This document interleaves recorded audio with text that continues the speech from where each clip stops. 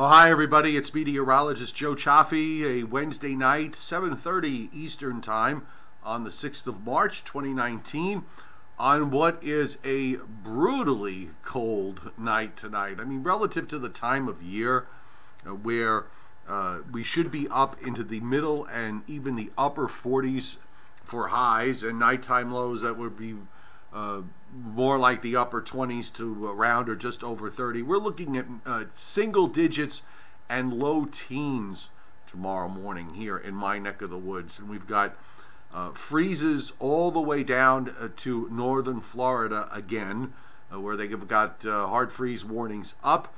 We've got busy weather going on in the west, where the rain continues unabated in California and heavy snows in the mountains. We are going to see this colder air start to slowly abate over the next couple of days, and then that system out in the west will be moving eastward in pieces. The first piece, excuse me, will be coming for late Friday and Friday night, and a second piece for Sunday. And what has been the signature pattern for much of the last couple of months is that there's a lead low that comes out that is weak, and a stronger second low that comes out about a day or so later. We saw that actually in three steps back late last week, where we had three weather systems come out: a weak one, a not so weak one, and the strongest one being the snow that fell in the Northeast on Sunday night. So let's get to what's happening. A big hello to everybody that's on board tonight. Moved around the live stream to 7:30 because I did a Patreon members only live stream at 6 o'clock. And if you're interested in joining the Patreon platform, there's a link to the descriptor to this live stream, or if you're watching this on a replay on the descriptor to this video, it's just $2 a month, and you get extra live streams, weather posts, you can message me anytime, and much more. We'll talk more about that a little bit later. Some of the Patreon members are on for the second round now. Okay, so here's what's happening tonight across the U.S. In the east, it's just cold, and the hard freeze warnings that are up for much of South Carolina, southeastern North Carolina, and then almost all of this, looks like the whole state of Georgia, the whole state of Alabama, a good chunk of central and eastern Mississippi, and northern Florida, all under freeze warnings. It doesn't mean that if you don't have a freeze warning, doesn't mean the temperatures don't get below 32. The growing season has begun in these states and in these areas. So these freezes are very important to the agricultural community with their spring crops, and also, for example, in Georgia, peaches are a big deal, and freezes that come early are not necessarily a good thing. So this is really, really important for them. We have winter weather advisories that are up in a narrow stretch from central Illinois, southern Iowa, back up through northern Nebraska, and southern South Dakota, a small area there in southwestern South Dakota under winter storm warnings. This is part of that West Coast weather system. The first piece is coming eastward, and that's why you see those winter weather advisories there. In the west, it is winter storm warnings up and down the Sierra Nevadas, where it's been snowing for days, with just brief interruptions from time to time. And we continue to see flood watches and flood warnings in the interior, in the northern half of California, and a few scattered even down in southern California. Scattered winter weather advisories up in parts of northeastern Nevada, an area in central Utah from north to south, and then you've got a few patches up there into Washington and Oregon. We also have a small area of winter storm warnings up just off Lake Ontario, very close to Syracuse. In fact, I'm going to see if I can get the Armory cam up. It was snowing there earlier, and the camera shot doesn't show any snow coming down right now. In fact, much of the snow cover that was on the street has been cleared. So not doing anything in Syracuse right now, so we'll just leave that be. Let's take a look at the WPCs, the Weather Prediction Center's forecast here for rainfall, because as I've said many times, these guys are pretty good, and you can get a fairly good feel for what's happening weather-wise by just taking a look at how they have their rain area outlined, and it kind of tells you how the jet stream pattern is behaving. Of course, we do have, we're going back to a trough in the west, ridge in the east situation, and that is going to impact the weather over the weekend with the second storm that's heading over into the Great Lakes. And of course, the big issue is going to be the possibility of a severe weather outbreak that they are going to be paying close attention to across the South after what happened last Sunday. So I'm getting those severe weather maps ready now for you, so we can take a look at the risk area in a moment. But in the meantime, we can at least view the rainfall, which is going to be excessive across much of the lower Mississippi Valley. That's looks like that's a 5 inches or more area of rain being indicated. This is between now and Sunday, by the way, with regards to where the bulk of this rainfall is going to be.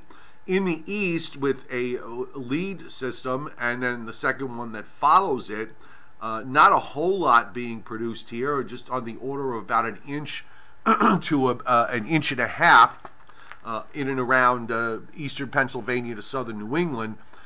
From the two systems, the one Friday, which is not going to produce all that much, the bulk of that is going to come on Sunday. Not too much going on in Florida, except way down in the southernmost part of the state, the southeastern part. But you see how large this area of precip is, covering the lower Mississippi Valley with the bigger amounts.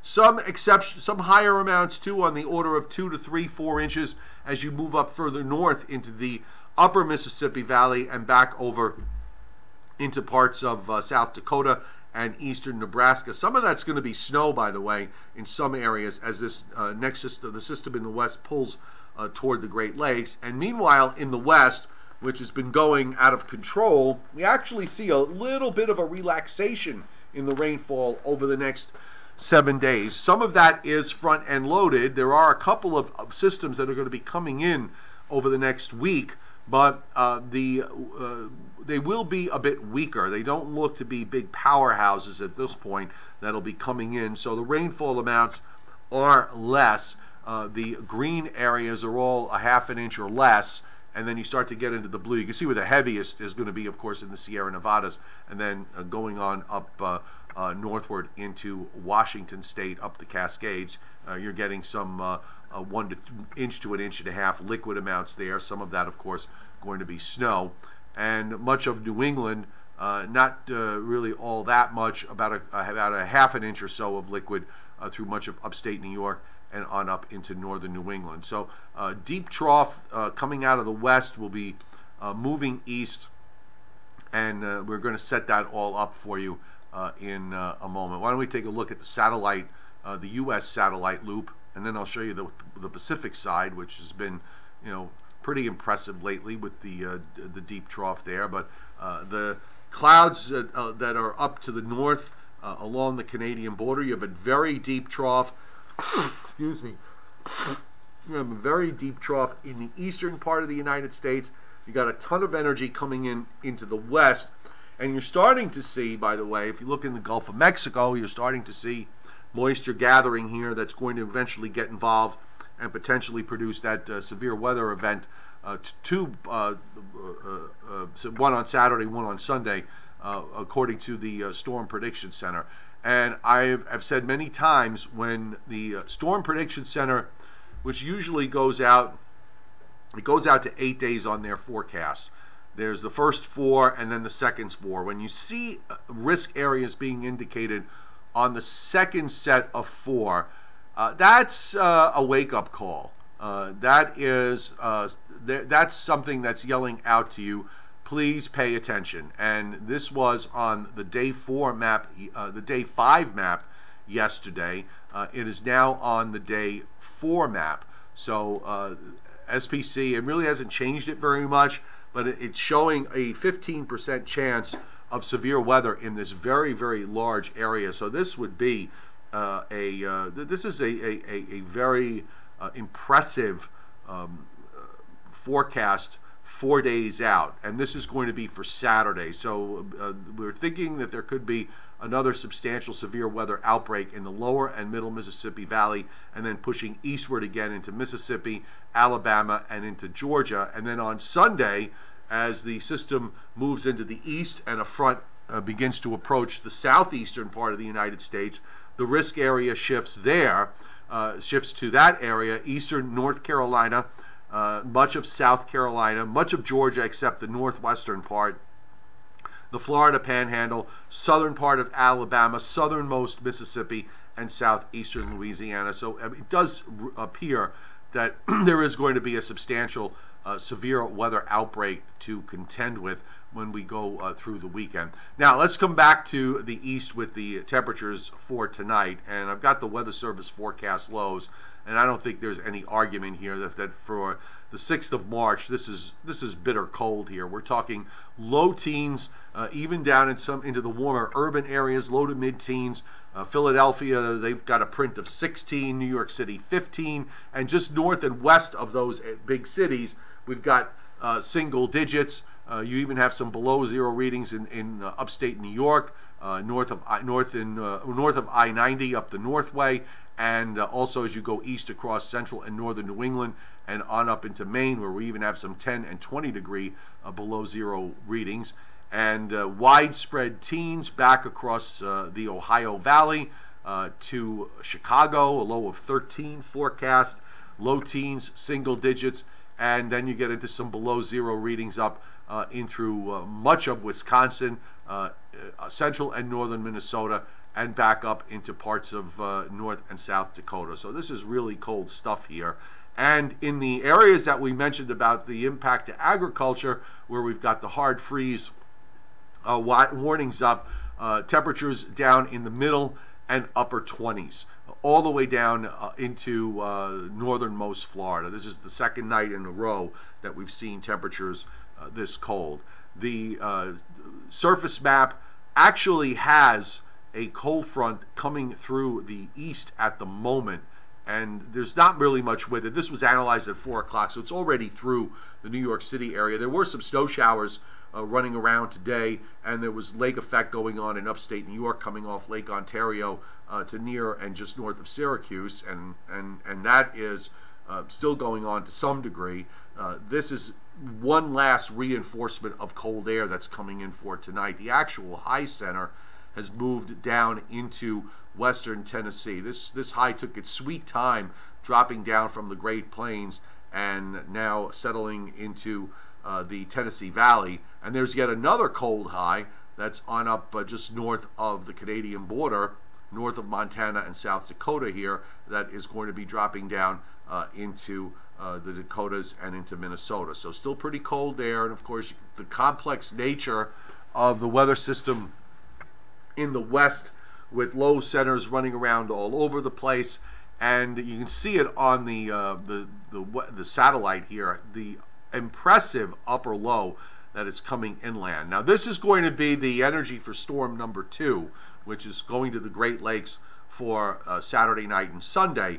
The energy for the first lead system is already pushing its way through the Rockies, and the radar bears that out tonight, with some snows there going on in extreme northeastern Colorado, moving into parts of Nebraska and southeastern Wyoming. So this is the area that has those winter weather advisories up in that small, narrow area of winter storm warnings. And of course, you've got all this action out in the west. I mentioned this on my Patreon live stream, the very wet conditions in California over the last month and a half or so, with this trough the way it's been. If you're a horse racing fan, Santa Anita Racetrack was closed down because they have had something like 21 or 22 horses that have had to be euthanized in catastrophic breakdowns, either in workouts or in races, over the last 2 months. And there's something wrong with the racetrack. It might be because of all the heavy rain. They tend to seal that track.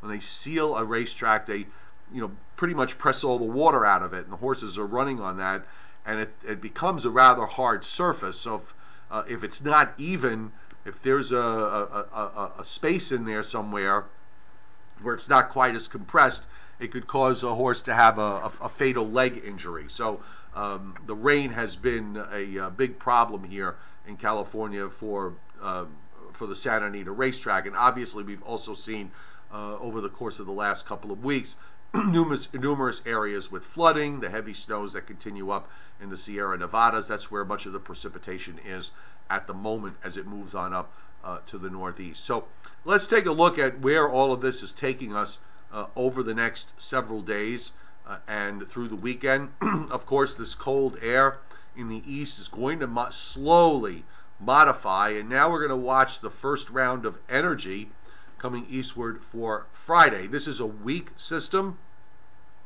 The second energy is now moving into the Rockies, and that is waiting to get kicked out to the northeast. This first low will probably have an area of snow with it that moves through Ohio and through Pennsylvania and northern Virginia.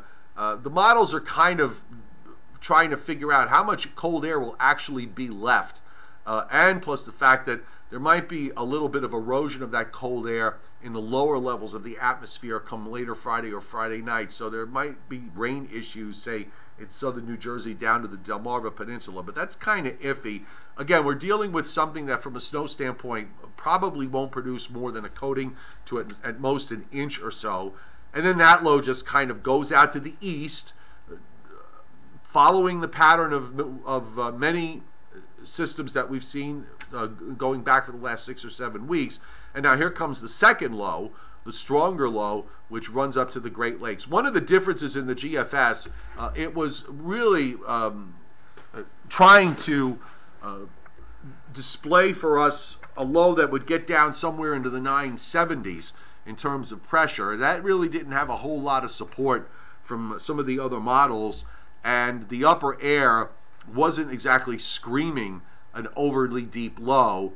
It's deep enough at a 991, but it's not the 972 animal that it was lifting up into that region back just yesterday. But the Gulf inflow looks pretty strong, and I think you're going to see a fairly sizable round of severe weather on Saturday across the lower and middle Mississippi Valley, because they get solidly into the warm sector here, and then into the southeast on Sunday. And there will be some substantial snows moving up out of the Rockies. You can see that low as it takes that track pretty far to the north. So much of the snow is going to be across the Dakotas, Minnesota, and probably the northwestern half of Wisconsin as the low runs up towards Sault Ste. Marie. In the east, after the Friday low moves out, you get a break on Saturday, and then as precip arrives Sunday morning, you do have a bit of a cold high up in Labrador there, so there might be a little cold air wedged in to Pennsylvania and upstate New York. So I wouldn't be at all surprised to see a little bit of a wintry mix at the start before it goes over to rain. And there's your low by the time we get to Sunday afternoon. The front is near the coast, and you've got the low center up sitting near Sault Ste. Marie and on its way up to the northeast. Now behind this, you've got another high coming down, but this air is not nearly as cold as what we're just experiencing. So this will probably take us to seasonal or maybe a touch below average in the eastern part of the United States for the start of next week. But I'm thinking we probably could squeeze out a couple of nice days, because the next low initially goes pretty far to the west. Shows you how deep the trough is in the west and how strong the ridge that's going to build is in the east. Remember, though, this time of year, folks, a big ridge in the east aloft doesn't necessarily translate to warm air at the surface, because if you look at how where the surface high is, you're going to have northeasterly isobars coming in off the ocean for Tuesday, and especially going into Tuesday night, Wednesday. There's going to be a fairly solid onshore flow for a while. So that's going to keep things pretty chilly. And then, of course, you've got this storm tracking so far to the left. How much of that energy gets translated eastward remains to be seen. So I wouldn't put too much stock in terms of specifics in how this plays out. There might be one shot of precip that comes east and weakens because there's that big ridge in the east. You got to wait for the ridge to get out of the way. And then maybe a second low, which is what the GFS tries to do to some degree here for late next week. So after Sunday, there's a bit of a break for a few days. Temperatures become a bit more reasonable, and then you get this next storm that goes pretty far to the left. Also, you're seeing action in the west again. As we said, there'll be more energy coming into the west. Here's one. There's a little system that comes in on Saturday. That's the seeds of the next system for later next week. A stronger one comes in around Tuesday night, Wednesday, and drops down into the southwest. And then you get a bit of a pause there as we go through the rest of next week and into next weekend. And there's a reason for that, which I'm going to get to in a second. But I wanted to go back to the temperatures just to see how warm the GFS gets in the severe weather area risk. Look at the temperatures. Let's go to, so here we go on Friday, okay? So on Friday, you've got temperatures in the 20s across the Great Lakes. You have temperatures in the 70s and into the 80s into Texas, 50s and 60s in the southeast. And now we'll jump to Saturday afternoon at 1 o'clock. So you've got 80s through much of Florida, just kind of skimming the coastal areas here, or just inland of the coast in the Panhandle, down into southeastern Louisiana and in South Texas. So there's a pretty good solid push of very warm air trying to move up into the lower and middle Mississippi Valley for Saturday. And then on Sunday, as the front approaches the East Coast, you're seeing a pretty good push of temperatures up into the 70s as far north as eastern North Carolina, maybe even into southeastern Virginia. So there's a pretty solid warm sector setting up both for Saturday and for Sunday in those two areas we described. And the temperature map really kind of shows you this pretty well. Also, notice the temperature gradient from the 80s, from the upper 70s to near 80 in the southeastern parts of Georgia, and then run up into the Dakotas with that shot of cold air coming down. You've got temperatures in the teens. So it's a pretty wide spread. Remember, in the summertime, you could have a setup where it's in the 70s to the north and 90s to the south. That's not a huge temperature gradient. But when you've got low teens and temperatures in the low 80s over that distance, there's something going on in the atmosphere someplace. That has to be resolved somehow, and the atmosphere is going to do that with a severe weather outbreak. Now, let's go to the upper air. I want to talk about the long range a little bit because we talked about the fact that we had this window of opportunity for snows to happen in the areas to the north, for the Northeast, but we were particularly focused on that area from Portland, Maine, down to about New York City, where the snow has been sorely lacking in that run along I-95. Well, this past weekend, the Friday night, Saturday, and the Sunday night, Monday events played out. They came to be, and those areas that really haven't seen much snow did finally get to see some. And it's funny because sometimes when you have a primary pattern, you get these moments where the pattern just sort of relaxes enough to allow for something to happen that's kind of opposite of what was happening before. And in this particular instance, the snow fell in areas where in prior events that we saw through late January and February, the snow was falling well north and west of those coastal areas, the coast getting very little. So the relaxation causes the pattern to just kind of to slightly flip to a degree, and then when that's done, it goes back to whatever the primary pattern is. So we've had the flip, and now here's where we are going as far as this weekend is concerned. You got this big ridge that builds out in the west, and this deep trough. I'm sorry, in the east, and this deep trough that builds out in the west. And that is going to be the signature pattern through much of next week. Let me run that by just one more time. It's not that big a ridge for this weekend, but there is a ridge here in the east and the troughing in the west. So you can see the energy splitting up and moving along. Next week, you get a much stronger ridge. It builds all the way up from Florida all the way up into northeastern Canada. That's a pretty strong ridge. And then on the opposite side, you've got a troughing that runs down from northwest Canada all the way down into Mexico. So the Pacific Jet here is really in firm control. What is interesting is that being that we're going into springtime, I think it's probably wise to expect the patterns perhaps to be a bit more volatile. I was really thinking that the Pacific Jet would take hold and take hold in a rather strong way. I'm starting to wonder whether that's going to be the case now, and instead that we might be going into something a bit more volatile, and perhaps that could open up one more opportunity, a short window of opportunity for another event of some kind. How it sets up, I don't know, but I want to take you through this on the long range, because after next week, and the teleconnections show this. Remember when I showed you the surface map a little while ago? We had the west goes after it plays through whatever plays through next week, begins to calm down a bit as we go through the latter part of next week. And if you look at what's happening in the upper air, suddenly the trough in the west is gone, and the trough in the west is gone, and a strong ridge, a very strong ridge, builds up the west coast up into western Canada. And in the meantime, you have the opposite reaction in the eastern part of the United States. Suddenly, you've got a trough coming and setting up into the eastern part of the United States.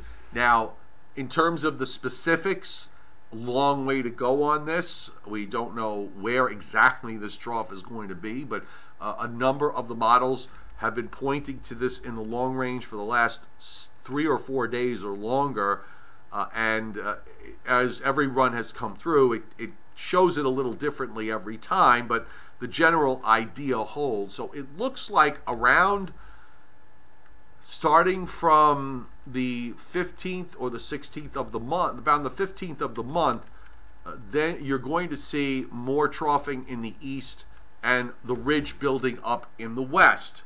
Whether that winds up producing something out of it, that is a short-range problem we'll deal with when we get there. But I'm going to have to concede the fact that it looks like there's going to be some kind of another window of opportunity for something to happen.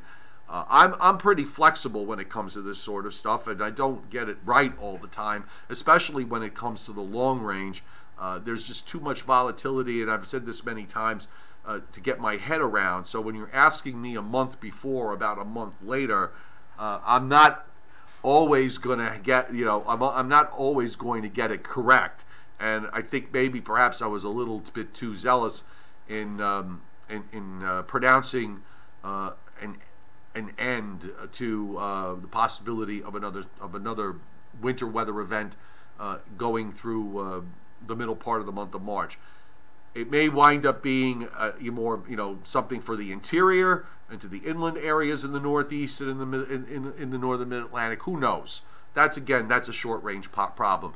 But this is all being shown by the teleconnections. Forget the NAO, the North Atlantic Oscillation. There's no blocking here through the period. This is going to be, we're going to have to do it without it.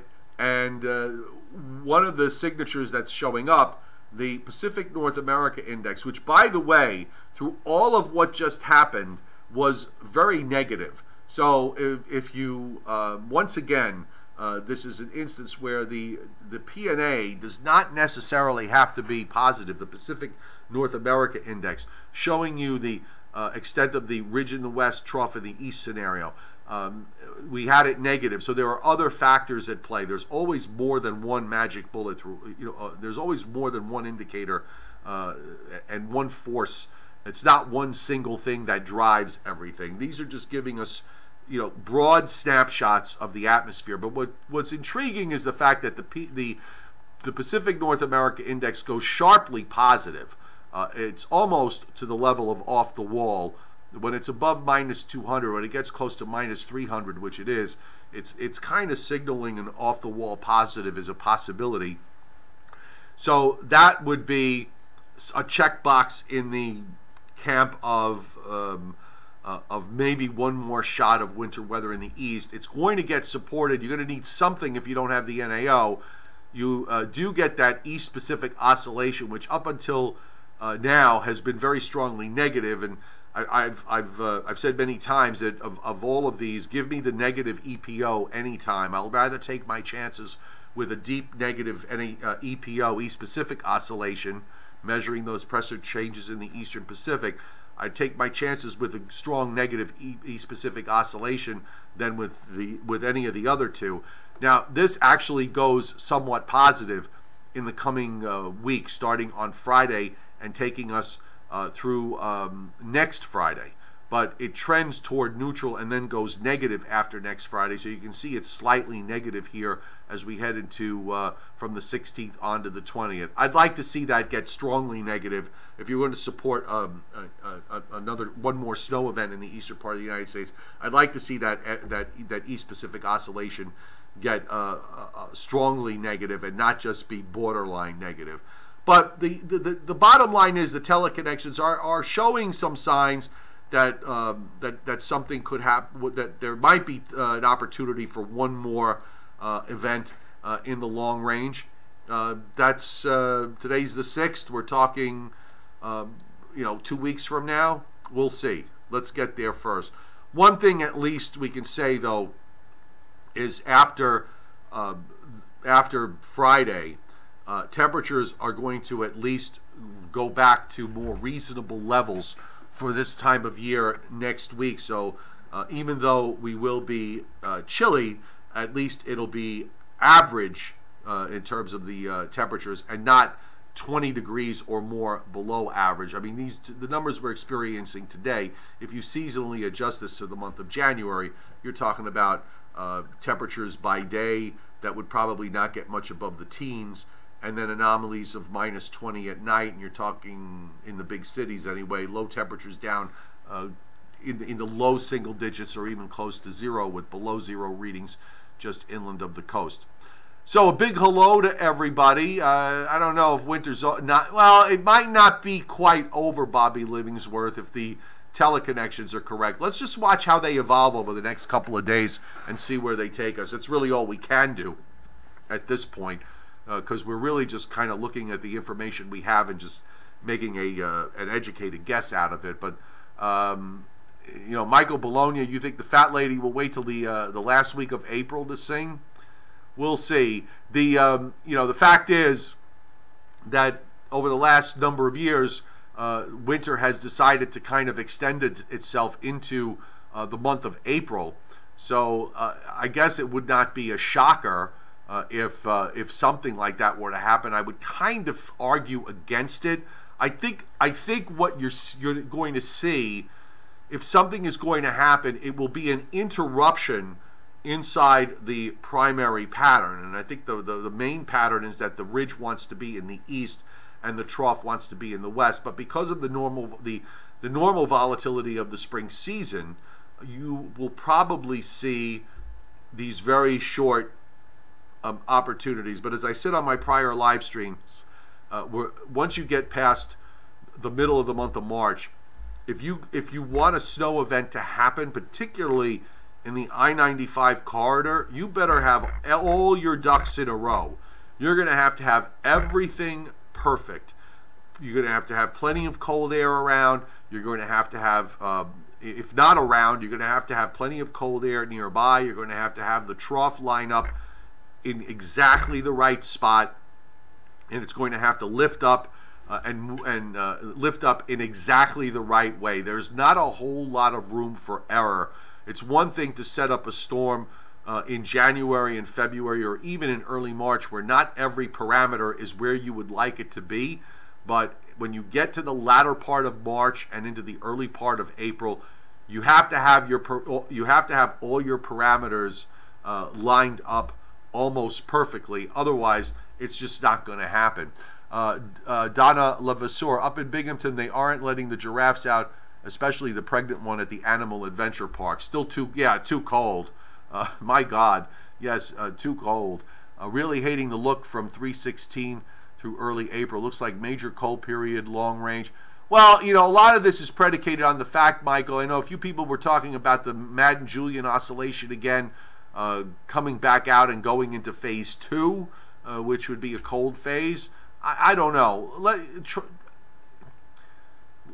I want to see a little bit more on what the upper air does in the next few days. It's been fairly consistent trying to show this idea of at least getting that chance to happen. I just don't know about whether it's going to be anything sustained.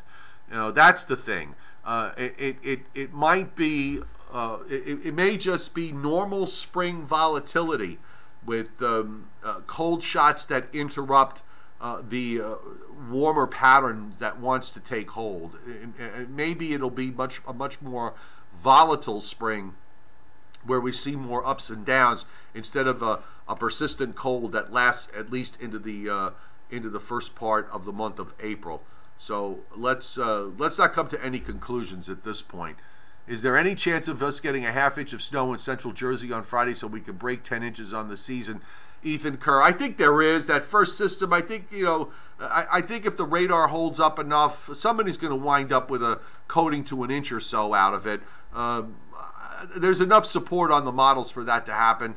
And given the nature of how these systems have played out in southern New Jersey with these lead weak systems that have come out, how many have we seen this winter? We've seen quite a few of them. This one will probably play no different. So I think you have a shot at putting down that ½ inch to get you over the number 10. At least New York City is now over 20 for the season, which doesn't put it that far below average. It's one thing when you're in the single digits and your average is somewhere between 25 and 30. So you got 20, so you got almost 2/3 of normal. 2/3 to 80% of normal if you use the 30-year average, which is at about 25. I like to use the longer-term average, which is up around 34.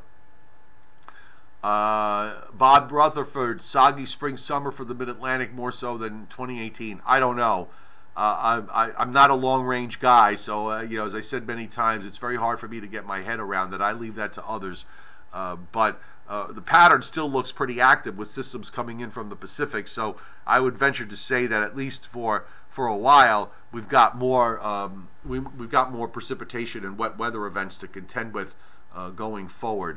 Timothy Veltman, you need you need 9 for average. Oh, you need 9. You need 9 more inches for average. You're talking to his 5,000 subscribers with no videos. I got it. Michael Azara, March 21st, 1958 was a major snow event in the I-95 corridor, 50 inches of snow west of Philadelphia. Wow. I got to pull that map up one day when I get a chance. We also should, you know, when I get a chance to, we could look back at the '93 Superstorm. I didn't get an opportunity to pull the maps up. Peter Kane, remember what Mr. B said about the WPO in February of 18. He said a neutral PO would be a cold signal. Maybe.